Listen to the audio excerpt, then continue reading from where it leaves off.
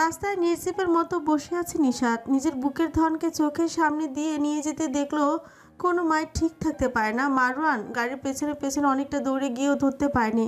অনেকটুকুই সামনে চলে এসেছে সে। চেহারায় ক্লান্তি, বিধ্বস্ততার ছাপ, ক্ষোভের চিহ্ন স্পষ্ট। চোখ লাল হয়ে উঠেছে তার। নিশাতের দিকে এগিয়ে গেল। বসা থেকে উঠাতে চাইলে নিশাত বিন্দুমাত্র নড়তে পারল না, যেন একটা পাথর। আরেকবার ধরতে গেলে নিশাত ছিটকে তার হাত সরিয়ে দিয়ে কেঁদে উঠছে, বলল, আমার নাহওয়ান রে, ওরে আমার আব্বা জাদু মানিক। আশেপাশে অনেক জড়ো হয়ে গেছে মানুষ। ভিড়ের মধ্যে একজন নারী এগিয়ে এসে বললেন, নিশাতের এদিকে একদমই খেয়াল নেই। সে নিজের মতোই কাঁদতে ব্যস্ত। চোখের পানিতে নিকাবের বেশিরভাগ অংশ ভিজে উঠেছে। মারণ একবার চারপাশ পরখ করে নিশাতকে বলল, প্লিজ এখানে সেলিব্রেট করো না। এতে পরে তুমি এতগুলো পুরুষের সামনে পর্দা খেলাপ করেছো দেখে কষ্ট পাবে। নিশাতের খেয়াল হলো সে বাইরে বসে চেঁচামেচি করছে। তার দিকে অসংখ্য মানুষের চোখ বিমূঢ় দৃষ্টিতে চেয়ে আছে। চারপাশে একবার দেখে হনহন করে একা একাই বাসায় চলে এলো। একটু পর মারওয়ান ঘরে পৌঁছলে নিশাতের ভিন্ন রূপ দেখলো। বোরকাটার শরীরে এখনো জড়ানো, নিকাব খুলে ফেলেছে, খোপা খুলে যাওয়া উপক্রম। ঘরে সব কিছু তছনছ করে ফেলেছে সে। রণমূর্তি ধারণ করেছে নিশাত। মারণ এগিয়ে এসে ধরতে চাইলে নিশাত সামনে ছুরি ধরে বলল, এক পাও এগোবেন না মিস্টার আজারাক সাইফার। এই পরিচয়ের জন্য আজকে আমার সন্তান আমার কোল ছাড়া। এই পরিচয়ের জন্য নিজের ক্যারিয়ারের উজ্জ্বল ভবিষ্যৎ নষ্ট হয়েছে। এই পরিচয়ের কারণে বন্ধুত্ব ভেঙে গিয়েছে। এই পরিচয়ের জন্য পুরো গ্রামের সামনে আপনার পরিবারকে অপমানিত হতে হয়েছে। এই পরিচয়ের জন্য আমার জীবনে এখনো পর্যন্ত সুখের কোনো চিহ্ন আপনি রচনা করতে পারেননি।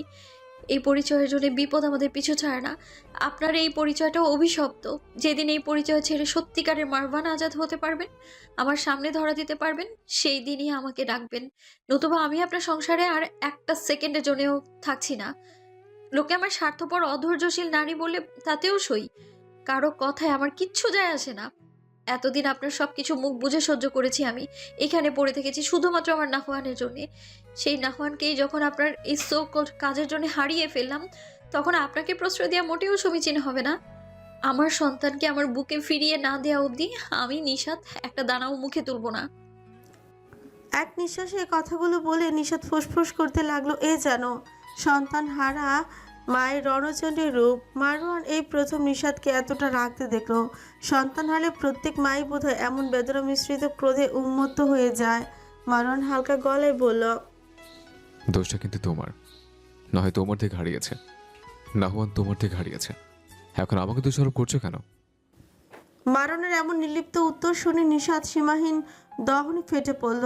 এগিয়ে এসে মারণের শার্টের কলার চেপে ধরে চিলিয়ে বলল, আমার দোষ? আমার? এত বড় জঘন্য মিথ্যা অপবাদ দিতে আপনার মুখে আটকালো না? আমি সেদিন আপনাকে কফি শপের কথা জানাইনি, বলিনি আপনাকে দেখেছি আমি? সেদিন আপনি কেন অস্বীকার করলেন ওটা আপনি? বলুন কেন? সেদিন আপনি কেন স্বীকার করলেন যে ওটা আপনি? বলুন কেন? আপনার সেই মিথ্যার কারণে আজকের এই দিনটা দেখতে হচ্ছে। আপনার ভ্রম আসলো কই থেকে? আপনি না গোয়েন্দা? আপনার তো হিন্টস দিলেই বুঝে যাওয়ার কথা। ইহাব ভাই সেদিন অতীত বলার সময় কিছু ভিডিও ক্লিপের কথা বলেছিল, যেটা এডিটেড ছিল না। তাহলে নিশ্চয়ই বুঝে যাওয়া উচিত ছিল আপনাকে ফাঁসাতে কেউ ওনাকে ব্যবহার করেছে। সেই কেউ একজনকে কেন খোঁজার চেষ্টা করেননি?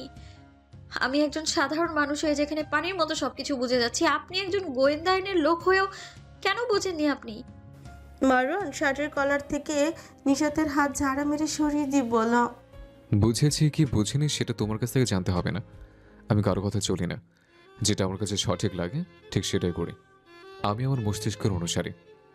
আমার নিয়ন্ত্রক শুধুমাত্র আমার মস্তিষ্ক। মারওয়ানের চোখ টকটকে লাল হয়ে আছে।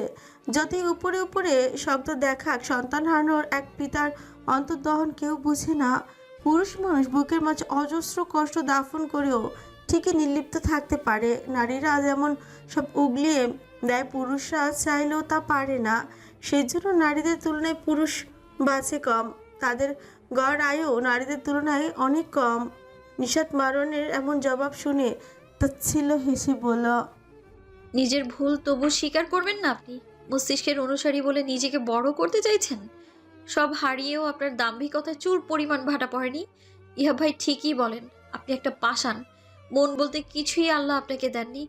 আল্লাহ আপনাকে পাথর বানাতে চেয়ে মানুষ বানিয়ে ফেলেছেন। একটা পাথর মানব আপনি। এখন তো মনে হচ্ছে আপনার বন্ধুই সঠিক। এমন ঘাট দ্বারা লোককে বোঝানোর সাধ্য কোনো মহাপুরুষেরও বোধহয় নেই। সন্তান হারিয়েও যে পিতার দম্ভ চূর্ণ হয় না, নিজের কাজকে সঠিক মনে হয়, সেই মানুষের কাছে আর কিছু আশা করাটা বোকামো। নিশাত রুমে গিয়ে দরজা বন্ধই করে দিল। দরজা বন্ধ করে জায়নামাজ বিছিয়ে রবের নিকট তার অভিযোগগুলো ব্যক্ত করার প্রয়াসে লেগে পড়লো। কাঁদতে কাঁদতে জায়নামাজ ভিজিয়ে ফেলল।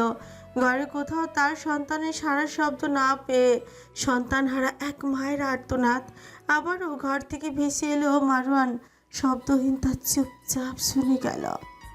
নাহন চেয়ারে বসে আছে, মনের আনন্দে গুলুমুলু পা দুটো নাড়িয়ে যাচ্ছে। আজকে বাবার সাথে গাড়িতে চড়ে মন বেশ ফুরফুরে তার।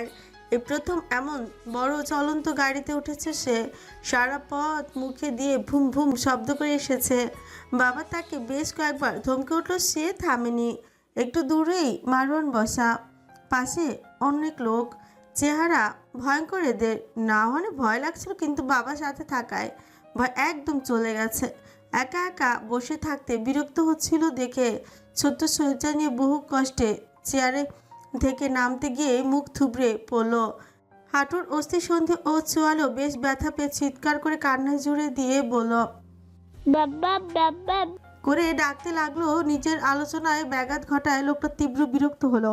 ইতিমধ্যে সেখানে উপস্থিত প্রত্যেকে কান্নার আওয়াজে কপাল কুঁচকে বিরক্তি জানান দিয়ে ফেলেছে। একজন এগিয়ে এসে বলল, একে কি করবেন? সেখানে বসা একজন মারওয়ানিও সুমের দিকে ইশারা করে বলল। লোকটা সামনে বসা সকলের উপহাসে সীমাহীন রাগে থর থর করে কাঁপতে লাগলো। চেয়ার ছেড়ে উঠে এসে নাহনের সামনে দাঁড়াতে বাচ্চাটা জল ভোলার নেত্রে হাঁটু ও চোয়াল দেখিয়ে ফোপাতে ফোপাতে বলল, বাবা বাবা বেচা পাইছি ইন্দি বিতা। সামনে দাঁড়ানো লোকটির কোনো ভাবান্তর দেখা গেল না। সে বাচ্চাটার কথা গ্রাহ্যই করল না। নিষ্ঠুরের মতো নাহনকে উঠিয়ে কয়েকটা চড়ই লাগালো।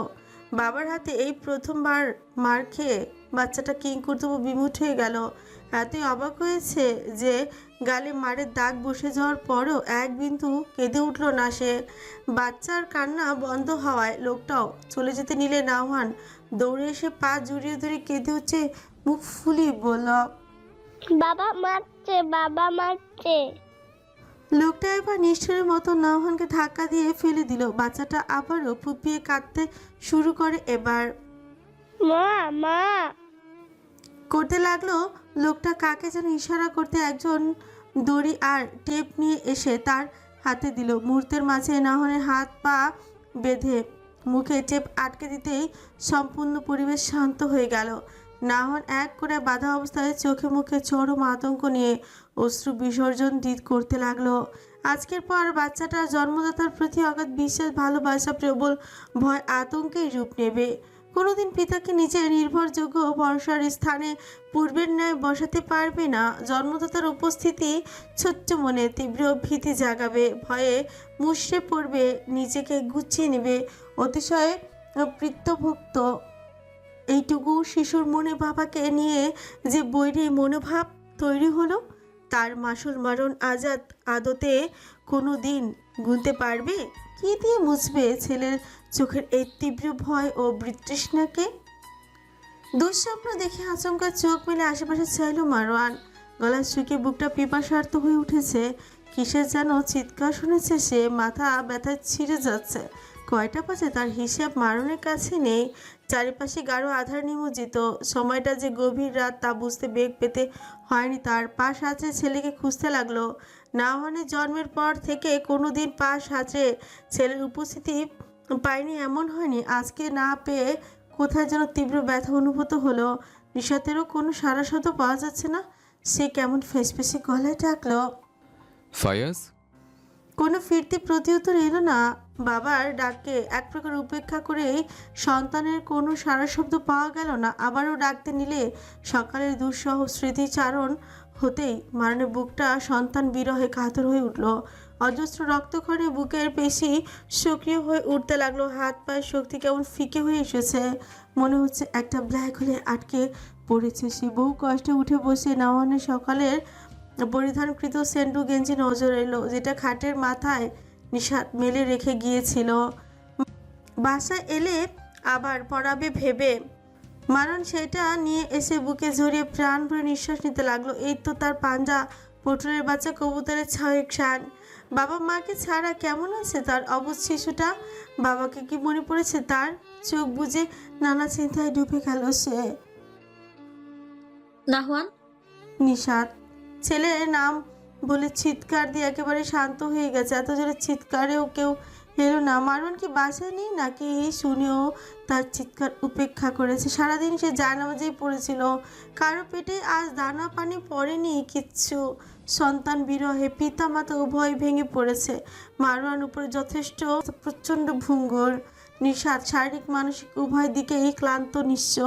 কোনো মতে জায়নামাজ থেকে উঠে দাঁড়াতে চেষ্টা করে খেয়াল করলো সারাদিন পেটে দানা পানি না পড়ায় শরীরে বিন্দু পরিমাণও শক্তি অবশিষ্ট নেই। তাছাড়া খুবই খারাপ স্বপ্ন দেখে ঘুম ভেঙেছে, ওটার প্রভাবও কি পড়েছে মস্তিষ্ক ও শরীরে? অন্ধকার হাসে কোথায় যাচ্ছে, কি করছে কিছুই তার বোধগম্য হচ্ছে না। শুধু প্রলাপের মতো মুখে আউড়ে যাচ্ছে। আমার বুকের মানিক, 7 রাজার ধন কই রে? আমার নাহওয়ান সোনা কই? আমার কথা বলা তোতা পাখিটা কই? আজ একবারও মা বলে ডাকিস নি যে। কোথায় আমার ছোট্ট পাখিটা? আপাত দৃষ্টিতে মনে হবে একজন মা তার সন্তানকে ভোজ্য আদর করে ডেকে চলেছে, কিন্তু আদতে তা নয়। সন্তানকে না পেয়ে মায়ের মস্তিষ্ক শুধু এখন সন্তানের স্মৃতি আঁকড়ে ধরতে চাইছে। অন্ধকারের নিশাত কয়েকবার আসবাবপত্রের সঙ্গে হোঁচট খেলো। সারাদিনও দরজা খোলা হয়নি। সে দরজা বহু কষ্টে খুলে চারপাশে হাতড়াতে হাতড়াতে পাশের রুমে এলো। মুখে রয়েছে সেই প্রলাপ। বিছানার দিকে এগোতে গেল, পায়ের কাছে শক্ত কিছু ঠেকলো। অবচেতনে নিশাত আবার এগোতে নিলে বাধা পেয়ে উঁচু পাচে বস্তুটার উপর পড়লো। মারওয়ান আচমকা শরীরের উপর কিছু পড়ায় ব্যথাসূচক শব্দ করলো। এমনিতেই ফ্লোরে শোয়ার কারণে পিঠ ঠান্ডা হয়ে আছে, ভারী কিছু পরে শক্ত ফ্লোর বেশ ভালো রকমই আঘাত পেল। নিশাত মারওয়ানের বুকের উপর শুয়ে আগের প্রলাপ আওড়ে যাচ্ছে এক মনে। মারওয়ানের বুকের উপরে ছেলের সেন্টু গেঞ্জি পেয়ে আঁকড়ে ধরে ঘ্রাণি ডাকলো। এই তো আমার আব্বা। মা, এখন তোর ঘ্রাণ পাচ্ছি। কতক্ষণ পরে তোমায় পেলাম আমি। তোমার বাবা তোমায় নিয়ে রেখেছে, দেখেছো কেমন খারাপ?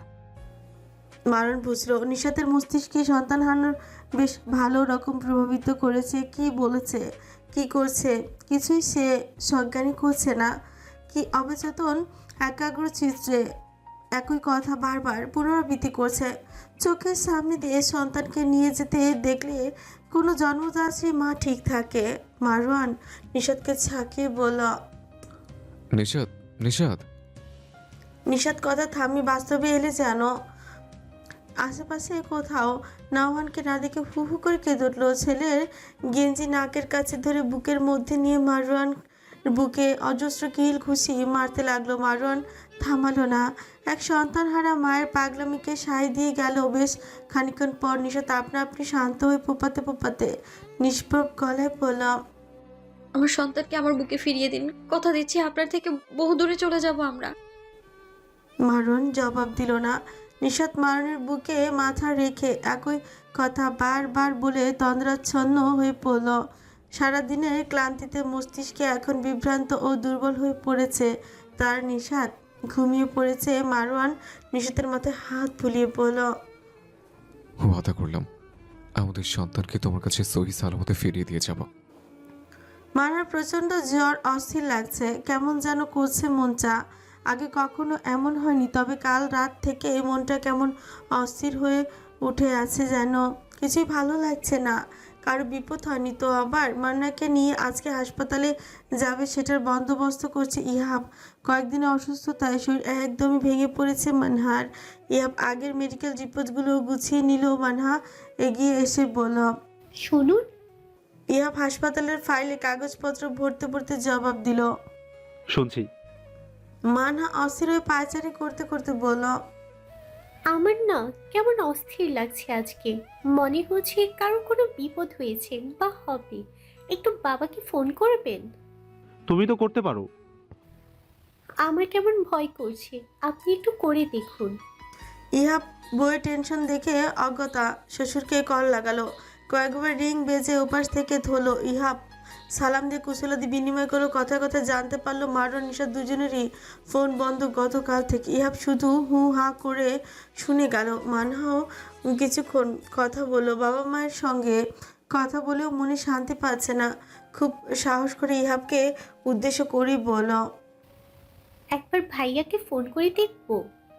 ইহাব আলমারির ড্রয়ার খুলে ফাইল রাখতে রাখতে মানহার দিকে শীতল নজরে চাইলো, বলল।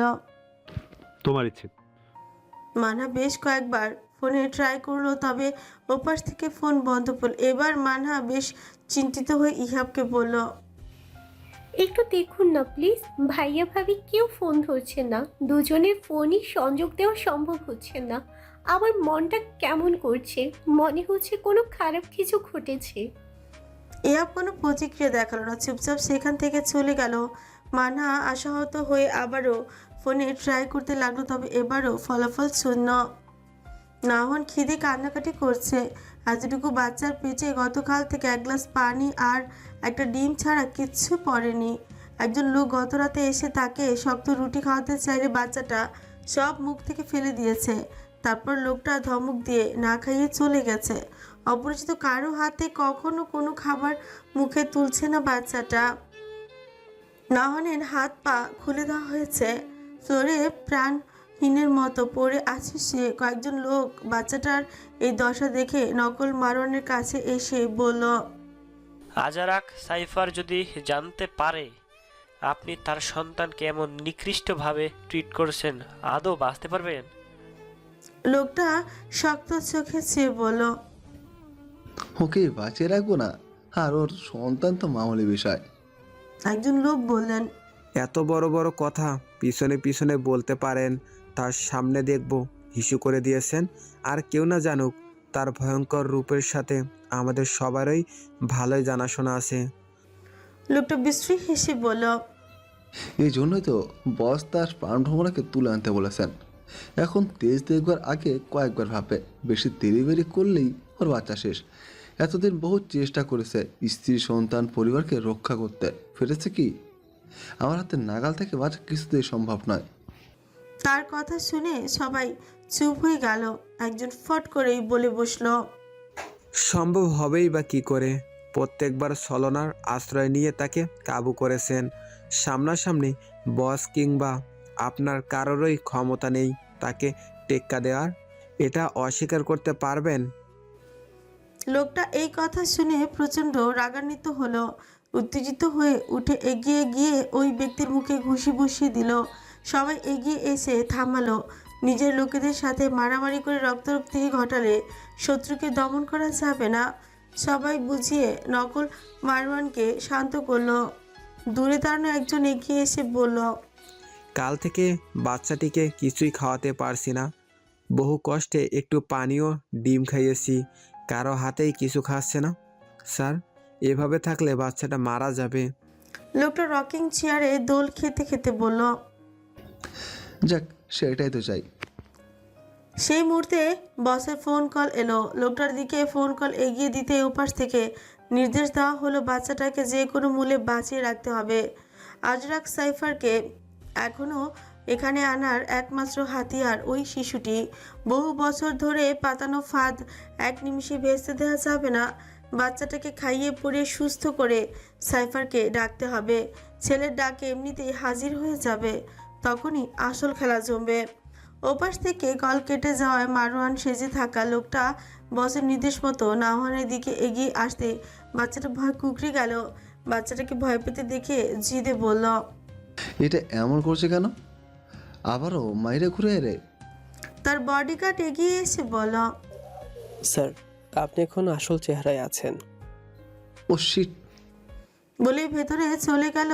সিলিকন ফেসিয়াল মাস্ক লাগিয়ে পুরোপুরি মারনের রূপ ধারণ করে নাওহানের সামনে দাঁড়াতেই বাচ্চাটা নির্জীব গলায় বলল। পাপা পুচা মারছে, বিতা বিতা। নকল মারওয়ান ফোঁস করে উঠে কিছু বলতে চাইলে বডিগার্ড তাকে বসের কথা স্মরণ করিয়ে দিল। লোকটা থেমে গিয়ে খাবারের প্লেট হাতে নাওহানের সামনে বসতে বাচ্চাটা পিছিয়ে গেল। লোকটা বিশেষ পাত্তা দিল না। মারুনের কণ্ঠ অনুকরণ করে কর্কশ গলায় ডাকলো। এই খেতে আয়। নাহান এলো না। বাবাকে ভীষণ ভয় পাচ্ছে সে। বডিগার্ড আবারও এগিয়ে এসে বলল, স্যার, বাচ্চাদের এভাবে ডাকলে তারা ভয় পায়, আদুরে গলায় ডাকুন। নকল মারুন এবার ধমক দিয়ে উঠল। এসব নেকামি আমার মুখে আসে না। এত আদর করতে চাইলে তুমি এই মাস্ক পরে খাও। আলগা আতর কথা কোনোটাই মুখ দিয়ে বেরোয় না আমার। বডিগার্ড লোকটি ভীত না হয়ে বলল, এতে আপনারই ক্ষতি স্যার, মনে রাখবেন আজারাক সাইফারের জীবন কাঠে কিন্তু এই বাচ্চাটা। এবারে লোকটা শান্ত হলো, খুবই মোলায়েম কণ্ঠে ডাকলো। এদিকে এসো। পেছন থেকে বডিগার্ড আবারও বলল, স্যার, আপনার কণ্ঠ এখনো কর্কশ শোনাচ্ছে। আরে এর থেকে মিষ্টি সুরে কেমনে ডাকবো? ছাগলের মতো বারবার সার সার করবে না? বডিগার্ড কথায় দাড়ি টানলো। নকল মারওয়ান অনেক মোলায়েম গলায় ডেকে কালকের থাপ্পড় মারা স্থানে অর্থাৎ গালে আদর করে বলল, এই যে বাবু, বাবা তোমার জন্য খাবার এনেছি, হাসো খাইয়ে দিই। নাহন গাল ফুলিয়ে ছলছল চোখে চেয়ে আছে তার দিকে। এই ডাকে মোটেও ভালোবাসা খুঁজে পাচ্ছে না বাচ্চাটা। বাবা তো কখনো তাকে এভাবে ডাকেনি। শিশুরা নাকি ভালোবাসা, আদর, রাগ সব বুঝে। কে তাকে আসলে ভালোবাসছে অথবা মেয়েকেই বাড়ছে সবই তারা বুঝতে পারে। নাওহানেরও মনে হচ্ছে বাবা নামক লোকটা তাকে মোটেও আদুরে গলা ডাকছে না, কেমন যেন খাপছাড়া গলা ডাকছে। নাওহান এতে সাড়া দিল না। নকল মারুন এবার ত্যক্ত বিরক্ত হয়ে বলল, এমন পান্ডার মতো চেয়ে আসিস কেন? ডাকছি কথা কানে যায় না? গোলালো কথাকার। নাওহান এবার বাবা বাবা করে ডেকে উঠে দুর্বল শরীরচার চেনে বহু কষ্টে দাঁড় করে দৌড়ে এসে নকল মারওয়ানের গলা জড়িয়ে ধরলো। এতে লোকটা জানপুরানি অবাক হলো। এতক্ষণ এত মিষ্টি সুরে ডেকেও লাভ হলো না। যেই খ্যাটখ্যাটে করে বলল অমনি তার সাড়া দিল।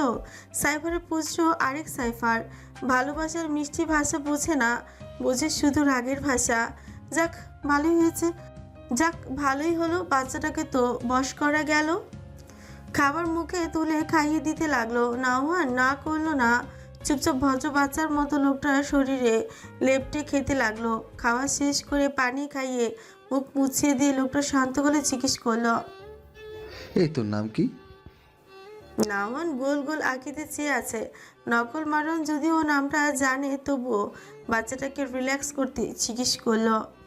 নাওহানকে হা করে তাকিয়ে তাকিয়ে দেখে বলল, এভাবে চেয়ে আসিস কেন? তোর নাম কি? তোর বাবার নাম কি? নাওহান নিজের নাম মোটামুটি বলতে পারলেও বাবার নাম বলতে পারে না। ভাঙা ভাঙা গলায় বলল, আমার নাম নোয়ান। তোর নাম নাহওয়ান, সেটা আমি জানি। পুরো নাম কি? সম্পূর্ণটা বল। ভাইরাস নোয়ান।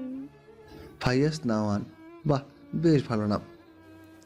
নাওহান লোকটার সাথে লিপ্টে থেকে বলল, মা কোথায়? মাল কাটতে যাব। কি জ্বালা, তোর মাকে আনবো কই থেকে আবার? বডিগার্ড লোকটা এবার এগিয়ে এসে ফিসফিস করে বলল, স্যার, আপনি বললে আপনার বউ শাস্তি আমি রাজি।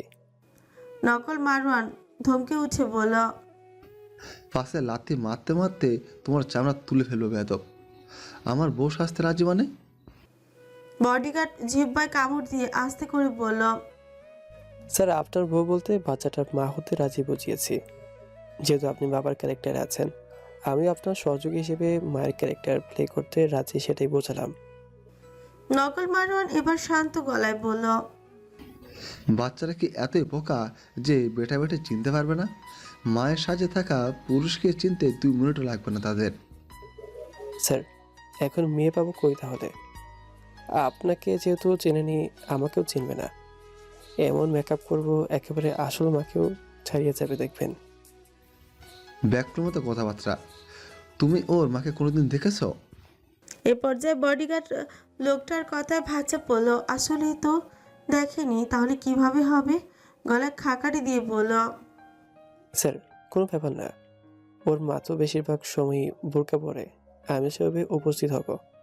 এখন আরও আমার সুবিধা হবে। তোমার যা ইচ্ছে তাই করো। বডিগার্ড খুশি হয়ে বোরকা পরে রেডি হয়ে এলো। সেখানে উপস্থিত সবার তার এই সাজে মারাত্মক হাসি পেল। কয়েকজন লোক হেসেও ফেলল, তবে নকল মারওয়ান গুরুগম্ভীর চাউনিতে সেই হাসি স্থায়ী হলো না। তার কোলে থাকা নাওয়ান চোখ ডিম আকৃতির করে বোরকা পরা পুরুষটির দিকে চেয়ে আছে। আসলেই বোঝার চেষ্টা করছে এটা কে। নকল মারওয়ান ওর চাহনি অনুসরণ করে বলল, ওই যে তোমার মা। নাওয়ান তার গলা আরো শক্ত করে ধরে বলল। না এটা মা না। বডিগার্ড এগিয়ে এসে নাওহানকে নিতে চাইলে বাচ্চাটা গেল না। নকল মারওয়ানকে চেপে ধরে থাকলো। কয়েকজন ইতিমধ্যে ফিক করে হেসে ফেলেছে। বোরকা পরা বডিগার্ড নকল মারওয়ানের কানে ফিসফিস করে বলল, স্যার চলেন রোমান্টিক মোডে কথা বলি, তাহলে বুঝবে আমি ওর মা। বডিগার্ডও ফিসফিস গলায় বলল, আর কিছু? অনেস্টলি বলি, তোমাকে দেখে কিছুতেই মেয়ে মনে হচ্ছে না। ওর মা হয়তো দূরের বিষয়। আরে স্যার, এত কষ্ট করে এত দূর এসেছি, শেষ চেষ্টাটা করতে দিন। করো তোমার আখেরি চেষ্টা। বডিগার্ড এবার রোমান্টিক মুডে নকল মারওয়ানকে জড়িয়ে ধরে বলল, আমার বাচ্চাটাকে নিয়ে আপনি কোথায় চলে গিয়েছিলেন প্রিয়তম? নকল মারওয়ান বেশ বিরক্ত গলায় বলল। নকল মারওয়ান তাতে দাঁত চেপে ফিসফিস করে বলল, ওভার অ্যাক্টিং কম করো। স্যার কথা না বললে কোঅপারেট করেন। এই তো প্রিয়তমা, এখানেই ছিলাম। নাওয়ান অপরিচিত একজন নারীকে বাবাকে জড়িয়ে ধরে থাকতে দেখে রাগান্বিত হয়ে হাত দিয়ে সরিয়ে দিতে দিতে কিল বসিয়ে বলল, চলো বাবাকে পুচা কুতাকার চুর, মাকে কিন্তু চপ বলে দিব। লোকটা বডিগার্ডকে ঝাড়া মেরে সরিয়ে দিয়ে নাওহানকে ধরে বলল, রিল্যাক্স, ওটা কোনো মেয়ে নয়, দেখ ওটা একজন আঙ্কেল। বডিগার্ড লোকটা বোরকা খুলে ফেলতেই তাকে দেখে নাওহান গুলুমুলু শরীরটা দুলে ফিচফিচ করে হেসে বলল, আঙ্কেল মংটেল। বডিগার্ড লোকটা গোমরা মুখে নাওহানের ফোকলা হাসি দিকে চেয়ে রইল। ভাবা যায় এই বাচ্চাটা তাকে মেরেছে, তার বাবাকে ধরায় সাংঘাতিক। সেখানে উপস্থিত সকলে ইতিমধ্যে হেসে খুন। নিশাদ শয্যাশায়ী হয়ে পড়েছে। দুদিন হলো ঘরের চুলও জ্বলেনি। পুরো ঘরটা মৃদই বলা যায়। গতকাল স্বামী স্ত্রী দুজন না খেয়ে থাকলেও আজ মারওয়ান বাইরে থেকে নাস্তা নিয়ে এসেছে। বিড়ালের বাচ্চাটাকে ঝুড়ির ভেতর খাবার দিয়ে নাস্তা নিয়ে রুমে ঢুকে নিশাদকে এলোমেলো অবস্থায় শায়িত দেখল। দুদিনের শরীর একেবারে ভেঙে গেছে নিশাতের। ঘুমিয়ে থাকলে একটু শান্ত থাকে, বাকি সময় পাগলামি করে। মারওয়ান এগিয়ে এসে তাকে তুলে বসালো। নিশাত শরীর ছেড়ে দিয়েছে মারওয়ানের গায়ে। লম্বা চুলগুলো জট পাকিয়ে গেছে, চোখ লাল হয়ে গেছে ফুলে, গলা বসে গেছে কাঁদতে কাঁদতে। সন্তান হারানো মায়ের হাল এর থেকে ভালো আর কি হবে। মারওয়ানকে দেখে ভাঙা গলায় বলল, আমার সন্তানকে এনেছেন? মারওয়ান নিজেও বিধ্বস্ত। পুরুষেরা নিজেদের ভাঙা রূপ কাউকে দেখাতে পারে না, এজন্য তারা পুরুষ। মন মস্তিষ্কে তুফান বয়ে গেলেও বাইরে একেবারে শান্ত শক্ত স্থির। নিশাতের মুখের সামনে রুটি এগিয়ে বলল, তুমি খেলে এসে যাবে, হা করো। নিশাতের কান্নার শক্তি ফুরিয়েছে। মুখ ঘুরিয়ে অনুভূতিহীন গলায় বলল, আমার সন্তানটা খেয়ে আছে নাকি না খেয়ে আছে আমি তাও জানি না, আর আপনি আমার খাবার সাধছেন? নাহওয়ানকে না পাওয়া অবধি একটা দানা আমার গলা দিয়ে নামবে না। তুমি অসুস্থ হয়ে পড়েছো, একটু খাও। আল্লাহ আপনাকে কি দিয়ে বানিয়েছে? ছেলের জন্য আপনার এক ফোঁটাও কষ্ট হয় না? দিব্যি খাচ্ছেন, ঘুমোচ্ছেন আপনি। তো সবকিছু বন্ধ করে দেবো? মারওয়ান নির্জীব গলায় বলল। মারওয়ানের সোজা সাপটা প্রশ্ন। নিশাত তার শরীর থেকে নিজেকে আলাদা করে বলল, বন্ধ করবেন কেন? আমার বাচ্চাকে খুঁজে এনে দিন, তারপর খান, নয়তো ঘুমান। আমি এসব দেখতে যাব না। আপনি যেভাবে রিল্যাক্সে আছেন দেখে মনে হচ্ছে ওকে নিজ হাতে তুলে দিয়ে এসেছেন আপনি। এই সত্যি করে বলুন তো, এসব আপনার কোনো পরিকল্পনা নয় তো? এই পরিকল্পনা করে আমার লাভ? মারওয়ানের জিজ্ঞাসু কণ্ঠ নিশাত মুখ ঘুরিয়ে রেখেই উত্তর দিল, সেটার আমি কি জানি? আপনার সম্বন্ধে আমি সঠিক জেনেছি, কবে যে বলবো। এতে আপনার লাভ কি ক্ষতি কি? কথাটায় তীব্র অভিমান স্পষ্ট।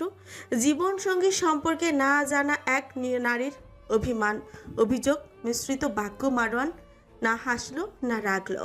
হাতে রুটি টুকরো এগিয়ে দিয়ে বলল, তোমার সন্তান খেয়েছে, এটুকু বিশ্বাস করে খাও। নিশাত তার দিকে সরাসরি তাকিয়ে বলল, ও খেয়েছে আপনি কি করে জানলেন? ওর খবর জানেন আপনি? না, ওকে না খাইয়ে রাখবে না ওরা। আমাকে ওদের ডেরায় নিতে হবে তো নাকি? ফয়েজের ক্ষতি করবে না।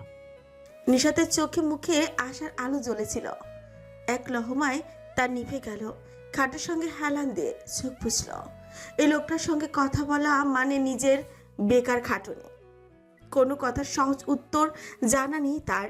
নিশাতকে না খেতে দেখে বলল, খাবে না? নিশাত চোখ বুজে রেখে অস্বীকৃতি জানালো। না, যতই জোর করেন আমাকে, একটা কণাও খাওয়াতে পারবেন না আপনি আমায়।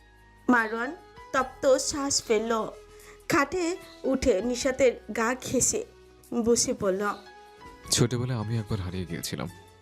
নিশাত আগের অবস্থায় পড়ে রইল, কোনো কৌতূহল দেখালো না। মারওয়ানের নজর পড়েছে, সে এক মনে রুটি ছিঁড়তে ব্যস্ত। মারওয়ান বলে যেতেই লাগলো, তখন মাহাতি, মাহফুজ, মানহা কেউ ছিল না। সম্পূর্ণ বংশে আমিই প্রথম সন্তান। স্বাভাবিকভাবে আমার প্রতি সবারই আদর, ভালোবাসা বেশি। দাদাজান পুরো গ্রাম সয়লাভ করে ফেলেছেন। মসজিদে মাইকিং করে একেবারে হুলস্থুল কারবার। আব্বাও সাথে সাথে ছিলেন। চিন্তায় অস্থির হয়ে আমার দুই চাচাও পেরেছেন। আমার অবস্থা একেবারেই শোচনীয়। সেরকম কান্নাকাটি কিছুই মুখে নেবে না। কে জোর করে এক ফুটে পানি তাকে খাওয়াতে পারেনি। তোমার মতে অঞ্চলে বসেছিল, হঠাৎ করে মাথা ঘুরে পড়ে গেলেন। দাদি আমার এহেন বেহাল দশায় চিন্তিত হয়ে পড়লেন। কি করবেন বুঝতে না পেরে আব্বাকে খবর পাঠালেন। অনেকক্ষণ পর আব্বা ছুটে এসে মাকে অর্ধচেতন অবস্থায় পেলেন। ধমকে টমকে খাবার খাওয়ালেন। আব্বার সীমাহীন রাগ দেখে আম্মা ভয়ে চুপচাপ খেলেন। তার অনশন কর্মসূচি নিপাত হলো। এর মধ্যে ঘটে গেল আরেক লোমহর্ষক ঘটনা। একটু আস্তে ধীরে বলে মারওয়ান থামলো। নিশাত বেশ মনোযোগী শ্রোতার মতো শুনেছিল, আগ্রহী গলায় বলল, কি সেই লোমহর্ষক ঘটনা? রুটির শেষ টুকরোটা নিশাতের মুখে ঢুকিয়ে পানির গ্লাস এগিয়ে দিল। নিশাত চটপট পানি পান করে উন্মত্ত হয়ে চেয়ে রইল। মারওয়ানকে দাঁড়িয়ে পড়তে দেখেই বলল, কি হলো, দাঁড়ালেন কেন? কি ঘটেছিল? আপনাকে কোথায় পেয়েছিল? মারওয়ান প্লেট হাতে দাঁড়িয়ে পড়ে বলল। পাইনি আর। নিশাত শিকুচকে বলল, না পেলে আপনি কে? মারওয়ান কেমন রহস্যময় গলায় বলল। ওর ছায়া। নিশাতের গায়ে কেমন কাঁটা দিয়ে উঠল। পর করে নিজেকে সামলে বলল, মস্করা কেন করছেন? লোমহর্ষক ঘটনাটা কি বলুন? আর আপনি কোথায় ছিলেন? মারওয়ান এবার স্বাভাবিক গলায় বলল, লোমহর্ষক ঘটনাটা হলো, তুমি পুরো নাস্তা খেয়ে ফেলেছ আর আমি তোমার কাছে ছিলাম। এই যে এখন দাঁড়িয়ে আছি। মারওয়ানের কৌতুকপূর্ণ জবাব। নিশাত ব্যাককেলের মতো প্লেটের দিকে চাইল। আসলেই প্লেটে কিছুই অবশিষ্ট নেই। দুটো ডিম, কতগুলো ডাল ভাজি, রুটি পুরো ফিনিশ। সে এতগুলো নাস্তা একা খেয়েছে কখন, কোন সময়, তার খেয়াল নেই কেন? লোকটা কথার ফাঁদে ফেলে পুরো নাস্তা খাইয়ে দিয়েছে, অথচ তার সেই খেয়াল নেই। রাগ লাগলো নিজের উপর। এটা কেন বুঝলো না যে নিজে কখনো আগ বাড়িয়ে কিচ্ছু বলে না, সে হঠাৎ খেজুরে আলাপ করছে। ব্যাপারটা নিশ্চয়ই খাপলার। একটু আগে বড় মুখ করে বলেছিল জোর করেও কিছু খাওয়াতে পারবে না, অথচ পুরো নাস্তা এদিকে সাবার করে ফেলেছে। নিজের কথার খেলাপ হওয়ায় কেমন লজ্জা জিদ দুটোই হচ্ছে। মারওয়ান নিশাতের পরিস্থিতি বুঝতে পেরে ঠোঁট বাঁকালো। রুম থেকে বেরিয়ে যেতে নিলে হঠাৎ দাঁড়িয়ে গিয়ে বলল, আব্বা তার বউকে ধমক খাইয়েছিলেন, আর আমি ধমক কেন, কোনো টু শব্দ কষ্ট ছাড়ি পুরো খাবার খাইয়েছে। এখন বলো, বিবাহিত জীবনে কে বেশি সফল? নকল মারওয়ান সবাইকে নিয়ে গোল টেবিল বৈঠকে বসেছে, হাতে অ্যালকোহলবিহীন রেড ওয়াইনের গ্লাস। কথা বলছে আর খানিক পরপর তাতে চমক দিচ্ছে। এরই মধ্যে বডিগার্ড পিছন থেকে শটান এসে বলল, স্যার, আর্জেন্ট কথা ছিল। লোকটা চেয়ার দুলিয়ে আইস করে গ্লাসে ছোটে চেপে চুমুক দিয়ে বলল, বলে ফেলো। এখানে যদি একটু চিপায় আসতেন ভালো হতো। লোকটা হুঙ্কার দিয়ে বলল, চিফে আসবো হয়? তুমি না আমার বডিগার্ড? একটা কথা বলতে মিউমিউ করছো কেন? স্পষ্টভাষী হও। মনে রাখবে তুমি বাঘের বডিগার্ড। বডিগার্ড এবার কথার রাগ ঢাক না রেখে সিনা চন করে বলে উঠল, স্যার, আপনার পুত্র পায়খানা করে দাঁড়িয়ে আছে। অনুগ্রহ করে যদি এসে পরিষ্কার করতেন বড় উপকার হতো। নকল মারওয়ান মুখ ফুসকে ওয়াইন বেরিয়ে সামনে বসা একজনের শরীরের উপর পড়ল। সকলে হতভম্ব এই ঘটনায়। টিস্যু পেপারে নিজেকে পরিষ্কার করে লোকটা রাগান্বিত কণ্ঠে বলল, হোয়াট রাবিশ! কোথায় কি বলতে হয় এখনো শেখোনি? তোমার থেকে রবিনসও ভালো সমাজদার। বডিগার্ড অপমানিত বোধ করলো, সামান্য একটা কুকুরের সঙ্গে তার তুলনা। দিস ইজ টু মাচ, যুবতী গলায় বলল। স্যার একটু আগে আপনি বলছেন স্পষ্টভাষী হতে। তো এজন্য এসব চিপমার্কে কথা বলবে? স্যার এখানে চিপের কি দেখলেন? আপনার ছেলে পায়খানা করেছে, তো এখানে আমি স্পষ্ট করে আর কি বলতাম? লোকটা টেবিলে থাবা মেরে বলল। What is by, are you out of your sense? কথা বলে একটা ক্লাস আছে রাভিশ। বডিগার্ড ধাতস্থ হয়ে বলল। সরি স্যার, আপনার ছেলে মলত্যাগ করে দাঁড়িয়ে আছে, কাইন্ডলি দ্রুত পরিষ্কার করতে আসুন। নকল মারওয়ান রাগে ক্ষোভে কথাটা বলার ভাষা হারিয়ে ফেলেছে। কোনো রকমে বলল। লোকের অভাব পড়েছে যে এইসব কাজ আমাকে করতে হবে। আর আপনার ছেলে বলা বন্ধ করো, ও আমার ছেলে নয়। শেষের কথাগুলো শক্ত শোনালো। বডিগার্ড ঘাড় নাড়িয়ে বলল। স্যার লোকের অভাব পড়েনি, তবে আপনার ছেলে তো নকল ছেলে আপনার হাতে পরিষ্কার হবে, অন্য কারো হাতে হবে না। অনেকক্ষণ বুঝিয়েও লাভ হয়নি, জোর করলে কামড় মারে। এখানে আমাদের কি করার আছে? লোকটা শক্ত কণ্ঠে বলল। যা মন চাই করো, খবরদার আমার কানে এসব ফালতু কথা আনবে না। নিজেটাই পরিষ্কার করি ফ্লাশ দিয়ে আসছে অন্যকে পরিষ্কার করব আমার ঠেকা অবস্থায়। যাও ওকে ফ্লাশ দিয়ে পরিষ্কার করে ফেলো, জোর করেই করো। কথাটা শেষ করে আবার নিজ কাছে মনোযোগী হলো। বডিগার্ড নিরুপায় হয়ে চলে গেল। খানিক পর আতঙ্কিত চেহারা নিয়ে নাহওয়ানের পিছু পিছু ঠুকলো। নাহওয়ান গেঞ্জি মুখের উপর তুলে ধরে দৌড়ে এসে নকল মারওয়ানের পাশে দাঁড়িয়ে বলল। বাবা আকু করছি, দুই দাও। আঙ্কেল বেশি বেশি করলে, তোমাকে বলিনি আমি আকু দিচ্ছি।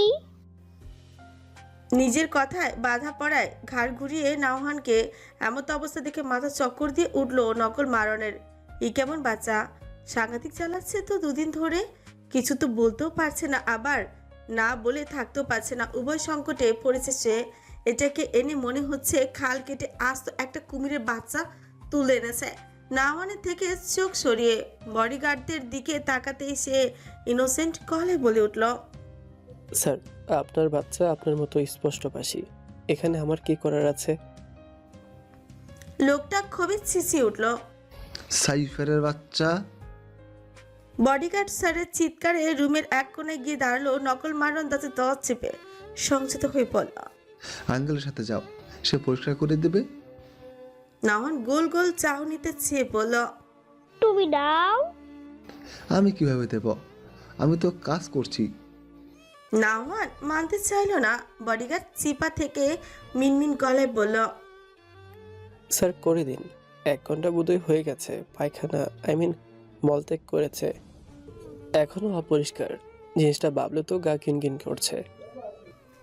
আশেপাশে লোকেরাও সায় জানালো। নকল মারওয়ান নিজের রাগ বহু কষ্টে নিয়ন্ত্রণ করেছে। তা কিরমির করে বলল। তোমার জিনিসটা ভাবলেই গা ঘিন ঘিন করছে, আর আমি সেখানে ওকে পরিষ্কার করব। ভাবতে পারছো আমার পরিস্থিতিটা? কথাটা শেষ করে কয়েকটা টিস্যু দিয়ে মুখ চেপে নাওয়ানের হাত ধরে হন হন করে রুম থেকে বেরিয়ে যেতে লাগলো। নাওয়ান তার হাঁটার তালে তালে তাল মিলাতে পারছে না। বডিগার্ড পিছু পিছু এলো। লোকটা নাওয়ানকে বাথরুমে ঢুকিয়ে ফ্ল্যাশ উঠে পশ্চাৎ বরাবর ধরল। নিজে খানিকটা দূরে দাঁড়িয়ে মুখে টিস্যু চেপে চোখ বন্ধ করে রেখেছে।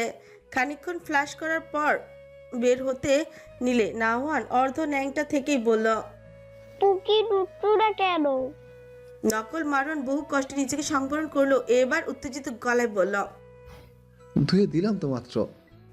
নাওয়ান নিজের গুলুমুলু হাত দুটো দেখিয়ে বলল। হাঁটু দিয়ে দাও, ভুলে গেছে। লোকটা নাক সিটকে বলল। ফ্লাশ করলে আর হাত ধোয়া লাগে না। নাওয়ান নাছর বান্দার মতো ছলছল চোখে চেয়ে বলল। দুটি হয়, মা কোথায়? লোকটা কিছু বলতে চাইলো। বডিগার্ড পেছন থেকে বাধা দিয়ে বলল। স্যার রাগারাগি করবেন না, পরে বাচ্চাটা আপনাকে ভয় পাবে। জ্ঞান দিও না, তোমার কাছে আলগা জ্ঞান চাইনি। এখানে আর 1 মিনিট থাকলে আমি বমি করে ফেলবো। স্যার আপনি বাড়াবাড়ি করলে ওর মাকে চাইবে বারবার। ব্যাপারটা বুঝতে পারছেন না কেন? আর তাছাড়া ফ্লাশে সকল মল দৌত হয়ে গেছে। আপনি জাস্ট হাত দিয়ে ফর্মালিটি পালন করবেন। লোকটা দাঁত কিরমির করে বলল। আসো, সেই ফর্মালিটি তুমি পালন করো। বডিগার্ড ছোট উলচে বলল। আমার হাতে তো ফর্মালিটি পূরণ করবেন আপনার নকল পুত্র, এতে আমার কি করার আছে? নকল মারওয়ান চিবি বলল। তোমার করার আছেটা কি? বারবার কি করার আছে? এই ডায়লগটা না মেরে তোমার আসলে কি করার আছে সেটা বলো। বডিগার্ড নিষ্পাপ গলায় প্রত্যুত্তর করল। Nothing sir. লোকটা হম্বিতম্বি করে বলল। তোমাকে এবার চাকরি থেকে বহিষ্কৃত করব। অন্যের বেলায় মাতব্বরি করতে পারো, আমার বলে একটা সুবুদ্ধি দিতে পারো না। আদতে তুমি একটা ঘোড়ার টিম, ইউজলেস পিপল। ওদিকে নাওহান কান্না শুরু করায় বডিগার্ড নিজের অপমান সাইডে রেখে নতুন উদ্যমে নকল মারওয়ানকে বোঝানোর কাজে লেগে পড়ল। লোকটা এবার নিজেকে শক্ত রেখে চোখ বন্ধ করে বাচ্চাটা পাছায় হাত দিয়ে ধুয়ে দিল। এতে কয়েকবার বমি করতে চেয়েও গলা পর্যন্ত বমি চলে এসে আর এলো না। হাত ধুতে ধুতে একটা হ্যান্ড ওয়াশের বোতলই খালি করে ফেলেছে সে। পরবর্তীতে গোসল করে পরিপাটি হয়ে তবেই নিজ কাজে বসলো।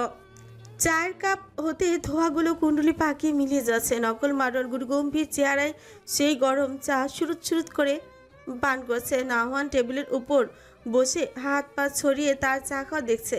নিজের দিকে এইভাবে গোল গোল চোখে নাওহানকে চেয়ে থাকতে দেখে লোকটা বলল। কি?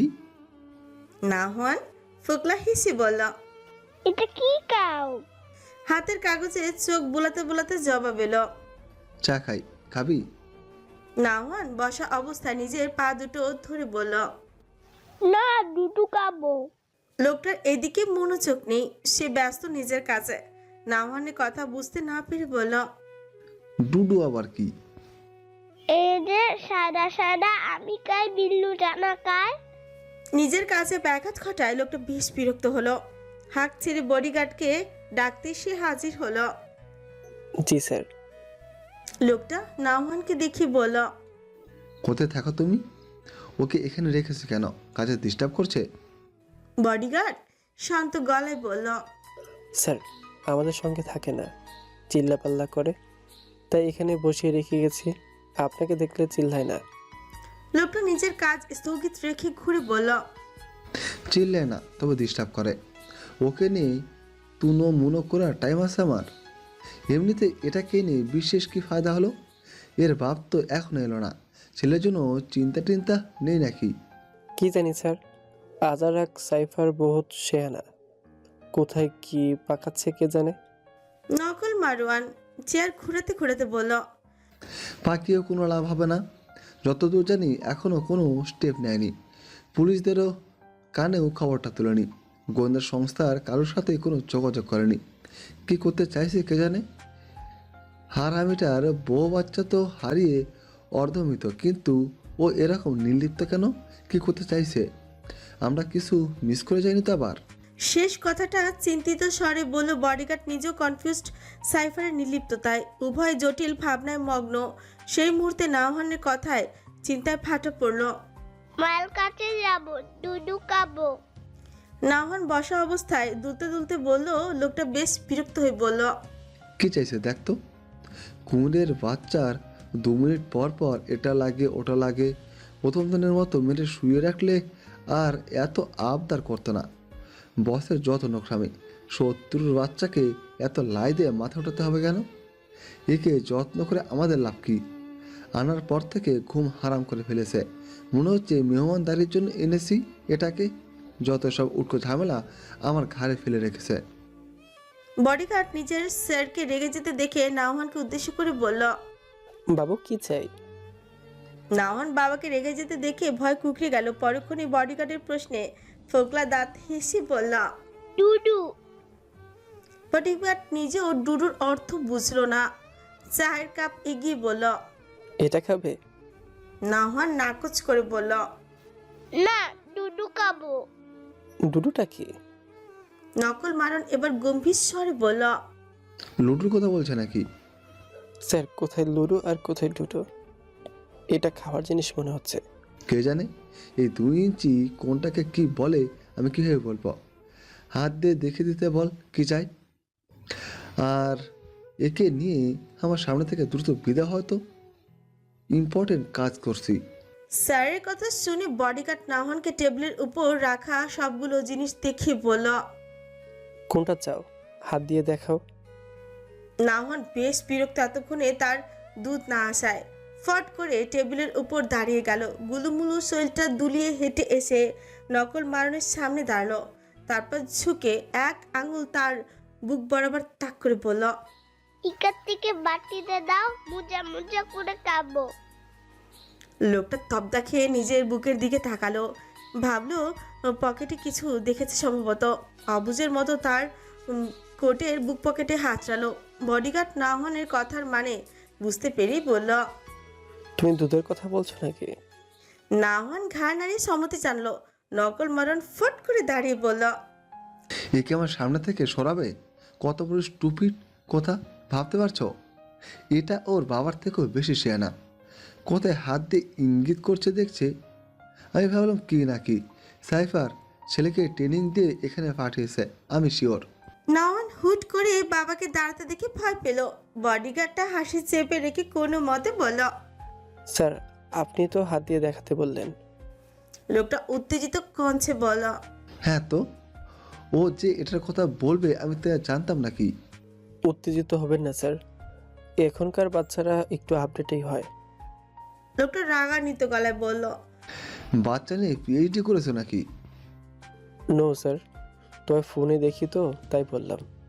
ওর থেকেও আপডেট বেবি আছে, আর এটাই এত রিয়েক্ট করার কিছু হয়নি। It's normal. বাচ্চারাও অবুঝ, নাদান, তারা মা বাবার কাছে এভাবেই আবদার করে। এইটুকু বাচ্চা দুধ চাইতেই পারে। কিডন্যাপ করার আগে এটা অন্তত মাথায় রাখা উচিত ছিল স্যার। লোকটা রাগে ক্ষিপ্ত হয়ে বলল, জাস্ট শাট আপ। মনে হচ্ছে দরদ একেবারে উতলে উঠছে তোমার। বডিগার্ড মিনমিনি গলায় বলল, নো স্যার, রিয়েলিটি বললাম। রাখো তোমার রিয়েলিটি। কাজের বেলায় লবণডাঙ্গা অকজ পোদ্দারি ইডিয়েট কথাকার। অপমানিত হয়ে বডিগার্ড চুপ মেরে গেল। এরপর থেকে দুনিয়া ওলট পালট হয়ে গেলেও আর একবারে মাতবরি করতে যাবে না সে। বারবার অপমানিত হতে কার ভালো লাগে? সেও তো একটা মানুষ নাকি? না হন এত বাকবিতণ্ডা, কখনো ভয় পাচ্ছে আবার কখনো বিরক্ত হচ্ছে। বাবা কেমন অদ্ভুত আচরণ করছে দুদিন ধরে। যদিও তার ছোট্ট মাথায় এসব ঢুকছেও না, ক্যাপচারও হচ্ছে না, তাই চুপচাপ পা দুলিয়ে যাচ্ছে। নকল মারণ বিক্ষিপ্ত স্বরে বলল, এখানে ভাগো, get lost with this crocodile child. Bodyguard নাওহানকে জোর করে কোলে নিতে গিয়ে কামড় খেলো। বাচ্চাটা টেবিল থেকে এক লাফে নকল মারণের কোলে গিয়ে শক্ত করে গলা জড়িয়ে ধরে বলল, বাবা বাবা। লোকটা এবার সত্যি সত্যি নাওহানকে আছাড় মারতেই মন চাইল। বহু কষ্টে রাগ নিয়ন্ত্রণ করে বলল, আঙ্কেল দুধ দেবে যাও। নাওহান আরো শক্ত করে বাবাকে চেপে ধরে বলল, না তুমি দাও। দাঁতের দাঁত পিষে উত্তর এলো, কাজ করছি আমি। না তুমি তুমি। সাংঘাতিক বিরক্ত হলো লোকটা। কোনো বাচ্চাকে বাপের সঙ্গে এরকম চিপতে থাকতে এই প্রথমবার দেখলো। উঠতে বাবা, বসতে বাবা, খেতে বাবা, ঘুমাতে বাবা, হাঁকতে বাবা। উফ, তার মাথাটা না খেয়ে এই কুমিরের বাচ্চাটা বিদায় হবে না। মনে হচ্ছে সাইফারের বাচ্চাটাকে না এনে বউটাকে তুলে আনলে ভালো হতো। এমন বিরক্ত তো করতো না। বউয়ের প্রতি তো বিন্দু পরিমাণ দরদও নেই হারামিটার। উঠিয়ে আনলেও এক আনার ফায়দাও হতো না। ছেলেটাকে এনেছে দুদিন হয়, এতেই কোনো হদিস নেই। সেখানে বউ তুলে আনলে তো ঘোড়ার আন্ডা হতো। বিরক্তির সীমাহীন পর্যায়ে পৌঁছে যাওয়ার নিজের খাওয়া চায়ের কাপ এগিয়ে দিয়ে বলল, নেখা এটা কি? দুধ। নাওহানের প্রশ্ন তো কঞ্চ। টুডু। হ্যাঁ। বাচ্চাটা অবুঝ গলায় বলল, টুডু তো সাদা, এটা লাল দেখায় কেন? লোকটা তীব্র বিরক্তি চেপে বলল, আগে সাদা ছিল এখন লাল হয়ে গেছে, এটাকে রেড মিট বলে। নাওহান শেষের বাক্যটা বুঝতে না পেরে মুড়ো দৃষ্টিতে চেয়ে রইল। বডিগার্ড সেটা বুঝতে পেরে হুচ করে বলল, রেড মিল্ক মিন্স লাল দুধ। লাল দুধু। নাওহানের উচ্ছ্বসিত গলা। নকল মারুয়ান চোখ রাঙিয়ে বলল। তোমাকে এত পাকামো করতে কে বলেছে? বডিগার্ড চুপ হয়ে গেল। লোকটা এবার নাওহানকে খেতে ইশারা করলো। নাওহান বাবার কথা বিশ্বাস করে চায় চুমুক দিল। প্রথমে মুখ কুচকে নিল, পরে ভালো লাগায় পুরো চা ফিনিশড করে ফেলল। খেয়ে ডান হাত দিয়ে মুখ মুছে বাবার দিকে ফিচফিচ করে হেসে বলল। মুজা মুজা। মুখে হাত বাঁধা অবস্থায় অচেতন অবস্থায় পড়ে আছে একজন যুবতী। বুটের খটখট আওয়াজ, ফাঁকা রুমটার প্রতিধ্বনি হলো। চেয়ারে বসা লোকটা চোখ দিয়ে ইশারা করলো মেয়েটার জ্ঞান ফেরাতে। একজন মুখের উপর পানি ফেলতে আস্তে আস্তে চোখ খুললো মেয়েটি। ঝাপসা চোখ, সামনে তাকাতেই একটা অবয়বকে দেখতে পেল। অপরিচিত একটা রুমে নিজেকে বাধা অবস্থায় দেখতে মেয়েটা পাগলের মতো ছটফট করলো। বসারত লোকটি এগিয়ে এসে হাঁটু গেড়ে মুখের কাপড় খুলে দিতে মেয়েটি চেঁচিয়ে উঠল। আমাকে এখানে তুলে আনার কারণ কি? How dare you take me? লোকটা মেয়েটার চুল মুঠো করে ধরে বলল। মাই উইশ, বেশি কথা বললে জিভ কেটে ফেলবো। মেয়েটা ছটফট করলো সামনে পুরুষটির হাত থেকে ছাড়া পেতে। লোকটি ছেড়ে দিতে মেয়েটা রাগে জিতে কামড়ি বসিয়ে দিল তার হাতে। পুরুষটি কুকিয়ে উঠে ছাড়িয়ে নিয়ে কয়েকটা থাপ্পড় বসিয়ে দিল গালে। গলা চিপে ধরে বলল, ইনাবা ভুইয়া, রাইট? মেয়েটার চোখ বেয়ে অশ্রু গড়িয়ে পড়তে লাগলো। লোকটা আবারও বলতে লাগলো, বেশি বেরো না, উঠে ফেলতে 2 মিনিট সময় লাগবে না। যা যা বলবো মনোযোগ দিয়ে করবে। যদিও তোমাকে মারার নির্দেশ ছিল না, তবে এটা তোমার প্রাপ্য। ইনাবা ছটফটিয়ে উঠে বলল। ছাড় অসভ্য। লোকটা ছেড়ে দিতেই ইনাবা কাশতে কাশতে অস্থির হয়ে উঠল। বডিগার্ডকে ইশারা করে হাত খুলে দিতে বলল পুরুষটি। বডিগার্ড নির্দেশ মতো হাত খুলে দিতে দেরি, ইনাবার আক্রমণ করতে দেরি হয়নি। লোকটা বডিগার্ডকে ছাড়াতে চাইলেও পারল না। পিছন থেকে ইনাবাকে জাপটে ধরে সরাতে বলল, থামো, আই সে স্টপ। ইনাবা ফুঁসে উঠল। তাকে জাপটে ধরায় কুনুই দিয়ে গুঁতো মেরে নিজেকে ছাড়িয়ে নিল। লোকটা পেটে হাত চেপে ধরে কষে চর বসিয়ে দিল ইনাবার গালে। গালে 5 আঙুলের দাগ বসে গেছে তার। এত জোরে থাপ্পড় খেয়ে ফুপিয়ে উঠল সে। জীবনে এই প্রথম এত শক্ত মার খেলো কারো হাতে। ছোটবেলা থেকে ভীষণ আদরে আহ্লাদে বড় হয়েছে সে। হঠাৎ এমন চর খেলে স্বাভাবিকভাবেই খারাপ লাগবে। লোকটা রাগান্বিত স্বরে বলল, মানা করার পরেও তেজ দেখালে কেন? মেয়ে মানুষ মেয়ে মানুষের মতো থাকবে, হয়তো বাড়াবাড়ি করবে না। তোমাকে মোটেও টর্চার করার উদ্দেশ্যে তুলে আনা হয়নি। কয়েকদিন থাকবে ব্যাস, তারপর ছেড়ে দেবো। বলেই গটগট পায়ে প্রস্থান করলো। পেছন পেছন বডিগার্ড নিজেও দরজা আটকে বেরিয়ে এলো। লোকটার সামনে দাঁড়িয়ে কাঁদো কাঁদো গলায় বলল, স্যার, এটা কেমন অবিচার? বাচ্চার কামড়, আপনার বকা, এখন আবার ম্যাডামের গলা চিপা। আমার কি কোথাও শান্তি নেই? আমাকে কি আপনাদের মায়ের খাওয়ার বডিগার্ড হিসেবে নিয়োগ করেছেন? ইনাবা টেবিলে মাথা ঠেকিয়ে চোখ বুজে পড়েছিল। এরই মধ্যে দরজা খোলার শব্দে চোখ মেলে চাইল। মুখে ঢাকা, সম্পূর্ণ শরীর আবৃত। একজন লোক খাবার নিয়ে এসেছে। টেবিলে প্লেট এগিয়ে দিতে সজোরে ধাক্কা দিয়ে প্লেট উল্টে ফেলে দিল ইনাবা। জিদে ঠোঁট ক্রমশ কাঁপছে। রাগে হিতায়ত জ্ঞান হারিয়ে বসেছে। লোকগুলোকে মেরে তবে ক্ষান্ত হবে সে। তাকে হোস্টেল থেকে তুলে এনেছে। এ জালিমগুলো কত বড় সাহস! লোকটা কঠোর দৃষ্টি নিক্ষেপ করে তৎক্ষণাৎ বাইরে চলে গেল। ইনাবা আগানে পড়ে রইল। বাবা ভাইয়াকে কাউকে কিভাবে জানাবে যে সে এই মহা সংকটে পড়েছে? ফোনটা তো হাতের কাছে নেই। ওই থাপ্পড় দেয়া লোকটা ছিনিয়ে নিয়ে গিয়েছিল। রাগে জিদে একাকার হয়ে মুখশ্রী কান্নায় রূপ নিল।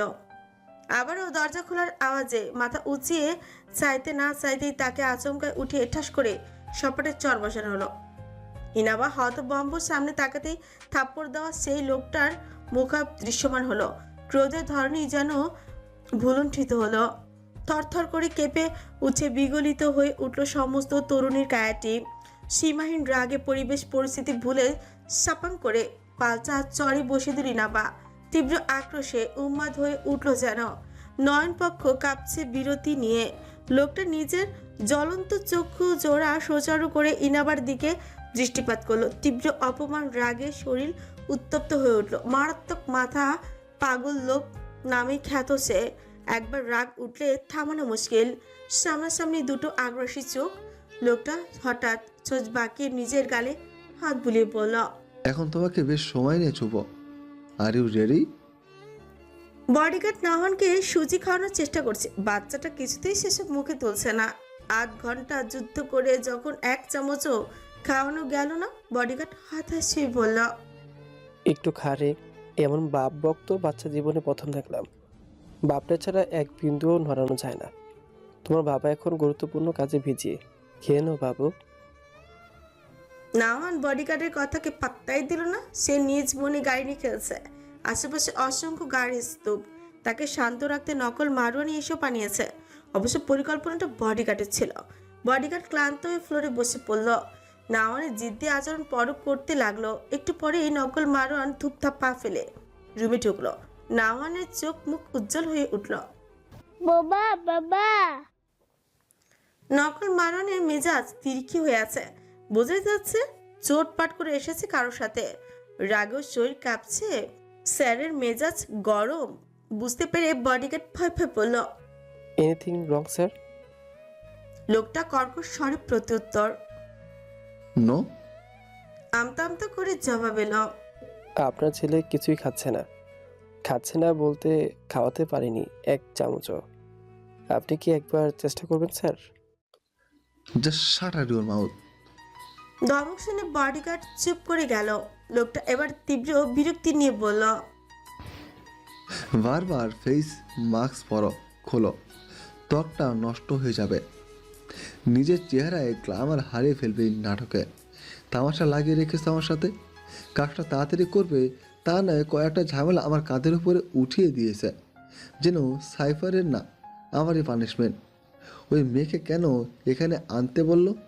তোমার কোনো আইডিয়া আছে? বডিগার্ড মাথা নাড়িয়ে অসম্মতি জানালো। অর্থাৎ এই বিষয়ে তার মোটেও ধারণা নেই। লোকটা দাঁতের দাঁত ঘষল। চোখ মুখ লালিমা বর্ণ ধারণ করেছে।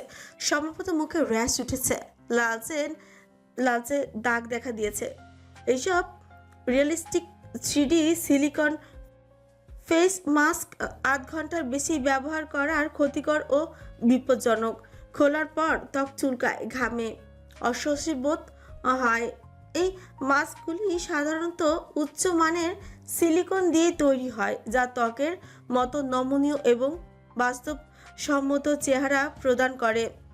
মাস্কের ডিজাইন 3D প্রযুক্তি ব্যবহার করে তৈরি করা হয়, যা মুখের প্রতিটি অংশের বিস্তারিত প্রতিলিপি তৈরি করে। হুবহু অন্যজনের চেহারা নকল করতেই এই মাস্কের জুড়ি মেলা ভার। যদিও একেবারে নিখুঁত চেহারা তৈরি করতে পারে না, তবুও এটি মানুষকে বিভ্রান্তিতে ফেলতে সর্বোচ্চ ভূমিকা পালন করে। নাওয়ান নিজের ছোট্ট শরীরটা নিয়ে জড়িয়ে ধরল নকল মারওয়ারকে। বডিগার্ড সুজির বাটি এনে এগিয়ে দিয়ে বলল, স্যার একবার চেষ্টা করে দেখুন খাওয়াতে পারেন কিনা। ভারী গলায় উত্তর এলো, খেতে না চাইলে চেপে ধরে খাওয়া। মারার দরকার হলে মারো, তবুও একে নিয়ে আমার সামনে থেকে যাও। এখন মেজাজ ঠিক নেই, মেরে টেরে বসতে পারি, তখন কান্নাকাটি করলে থামাবে কে? এই কুমিরের বাচ্চাকে এখন আমার অসহ্য লাগে। Just leave me. স্যারের কড়া কণ্ঠ শুনে বডিগার্ড নাওহানকে তার থেকে ছাড়িয়ে কোলে তুলে নিতে চাইলে খামচি কামড় খেল। নাওহানকে জিদ করতে দেখে লোকটা রাগান্বিত হয়ে নাওহানের 2 হাত নিজের পা দিয়ে চেপে হাতে সুজির বাটিটা নিয়ে জোর করে খাওয়াতে লাগলো। নাওহান বাচ্চা সুলভ ভঙ্গিতে কেঁদে উঠল। কান্নার জন্য হাঁ করতে সুজির চামচ মুখে ঢুকিয়ে মুখ চেপেই ধরলো লোকটা। বাচ্চাটা কাঁদতে কাঁদতে হিচকি তুলে ফেলেছে। বটিঘাট বলল, স্যার বাচ্চা মানুষ, গলায় খাবার আটকাতে পারে। এভাবে রেখে খাওয়ালে শ্বাস নিতে খাবার আটকাবে। কথা বলবে না? এইটুকু শরীরে তেজ আর ছুটে দেব। বারবার জেদ ধরে কেন? পশু থেকে অশান্তিতে রাখছে। এর জন্য ঠিকমতো ঘুমাতে পারে না, খেতে পারে না, কাজ করতে পারে না। অসহ্য। বিরক্তি উপচে পড়ছে মুখ হতে নিঃসৃত বাক্য। নাওহান গাল ফুলিয়ে গুনগুন করে কাঁদছে। দুপাশের ফুলো গাল আরো উঁচু হয়ে আছে গাল ভর্তি খাবারে। নিজের হাত পা বাঁধা থাকায় নিরুপায় হয়ে প্রথম 2 চামচ গিলল, পরে চামচ মুখে ঢোকানোর সাথে সাথে লোকটার কোলের উপরই ফেলে দিল। পুরো জামা মুখের উদ্গরিত খাবারে নষ্ট করে ফেলল। নকল মারুয়ান দ্রুততর ভঙ্গিতে নাওহানকে ছেড়ে টিস্যু দিয়ে মুছে নাওহানকে মারতে হাত উঠাতে ইনাবা সেই হাত ধরে ফেলল। লোকটা ক্রোধে ফুঁসতে ফুঁসতে এক ঝটকায় হাত ছাড়িয়ে নিয়ে বলল, তোমাকে পূর্ণ স্বাধীনতা দেওয়া হয়েছে বলে যেখানে সেখানে চলে আসার অধিকার নিশ্চয় দেওয়া হয়নি। হঠাৎ অনুমতি ছাড়া ঢুকে পড়া কেমন ম্যাটার্স? ইনাবা নির্ভয় প্রত্যুত্তর করল, একজন যুবতী মেয়েকে তার অনুমতি ব্যতীত জোর করে তুলে এনে পুরুষত্ব দেখিয়ে চড় থাপ্পড় মারা কেমন ম্যানার্স?